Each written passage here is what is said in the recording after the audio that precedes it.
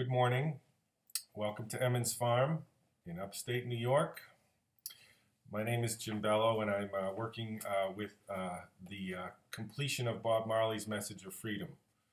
And I'm celebrating that. Think about it. It's about time that message got completed. 30 freaking years. What I'd like to do is start with just a quick poem. One of my songs, I'm working, quantumreggae.com explains all this. In my book, in the back of my book, there is a song concept section. And each of the new songs that are in the book are explained briefly in the song concept section. And I would like to read a song called Solution Revolution.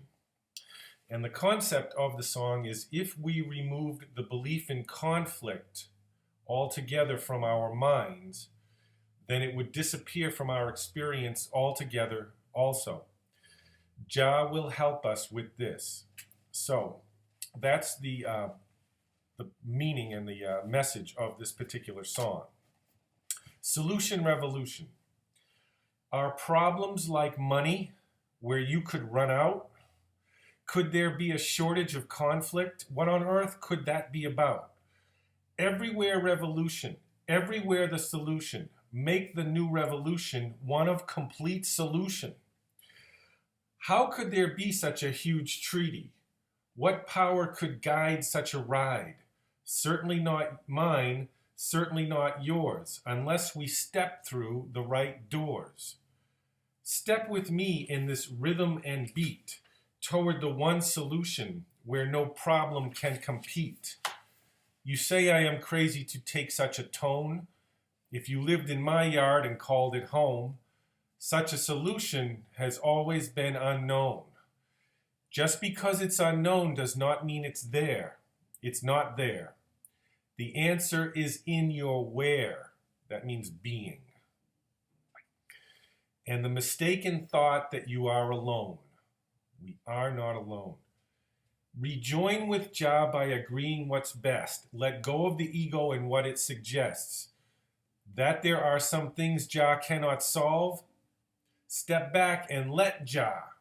This is how you evolve.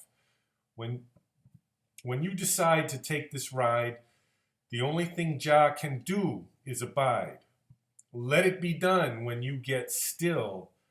For to rejoin with you is forever his will. All right, Solution Revolution. Cascading amounts of solutions are available. How can that be? How can that be? Well, let me just speak a little bit. Let's just focus this idea a little bit today on happiness and joy. What is the purpose of life? I did spiritual work for a long time. I was in the Gurdjieff work for many years. And I had to leave it at a certain point because I had maxed out on it. And one of the key reasons that I left it is because there were a couple of what you might call sabotaging beliefs that are embedded in the Gurdjieff work. And the primary one is that the body is real. And so again, getting back to the purpose of life, it really is happiness and joy. Being that simple is hard to believe, I know. And after all that seeking from ages 20 to 49, to find out that the answer was that simple was a shock to me. And the Gurdjieff work could not supply me with that answer, but A Course in Miracles did. And so joy, love, freedom, happiness, playfulness, simple experience of joy is the purpose of life. To whatever degree I'm not experiencing that is the degree to which things have gone off the rails. So what do we do instead of feeling happiness, joy, freedom, completion. What we do is we do coping and managing. Coping and managing. That's a marvelous term that I got from a wonderful Course in Miracles teacher named Reverend Jen Hadley. Jennifer Hadley is a superb course teacher. And so this idea of coping and managing, it's a really interesting idea because it's a nice, succinct, sort of scientific or factually based way to think about the off-the-rails part of our experience. That's a good expression, it went off the rails, because everything's so smooth, you know, when you're on the rails. You go off the rails, it's completely the opposite. It's total freaking disaster. A train running off the rails doesn't work very well, does it?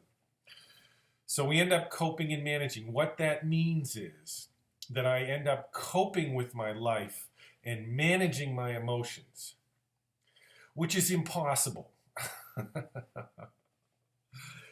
We can't cope with our lives. It's impossible because in order to cope with our lives, we have to work from our own strength, which is based on the belief in the body, which is based on the fact that I am alone and have to work from my strength, And that's ridiculous. There is no such thing as my strength. In reality, we are not our bodies. We are not this walled off little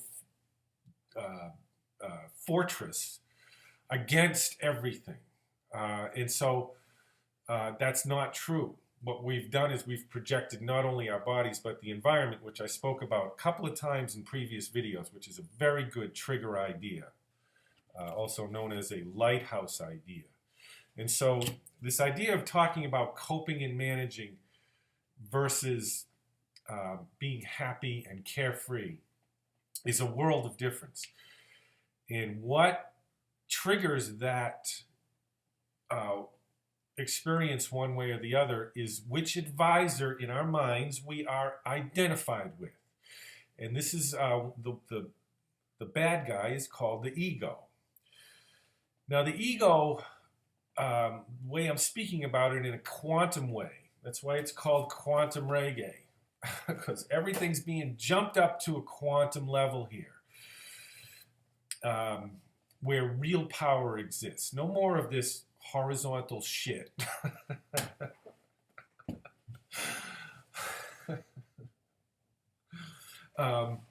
We're doing the vertical thing here. We're coming in at right angles to the ordinary meaning that life is ordinarily given here. And so this thing called the ego, this is just an introductory way to think about it. I used to do a lot of nature photography, and I remember one time I was sitting at the reservoir here in Oneonta, New York, and I was watching the fog burn off in the morning light. And it was great. I was videotaping it in a creative way. And as the fog burned off, it got to a point where it started to swirl and just disappear very rapidly. And the light and clarity of the morning was quickly replacing the fog. It's a good analogy because the ego is something that simply dissipates. The strongest word you can put to the ego is it's a notion. N-O-T-I-O-N. It's just a notion in my mind. It's a collection of thoughts that have coalesced to help me cope with being here in space and time, to being in this experience of separation, which we originally did as a playful game. It's a game we're playing. And how that can be true, we're going to explore that more and more and more. Actually, next week I'm going to talk about how the entire universe is made out of music. It's made out of music. But that's another subject. And we will go there. We will go there next week. It's really quite exciting. But the solution today, The solution, I just want to introduce this idea as an antidote to the ego, is that if one can wholly embrace an idea, did I spell that right? That would be embarrassing. Then this is what supplants the belief in conflict in our minds. So the holiness of everything is what we're after, and we're going to get there because we're going to follow these lighthouse ideas into vertical explanations through this trigger material. So, but seriously, I just end on this point. If I could wholly, WHOLLY, forgive one thing in this world, then the holiness of everything begins to be revealed to me. But it's got to be quantum forgiveness so that we can, which I talked about in one of the last two videos, I'm not sure, 11 or 10. But that's the goal here, and that's what we're going to succeed in doing because we have a solution revolution going on here. I love you all. One love, everyone. We'll see you next week. Have a good week. Namaste.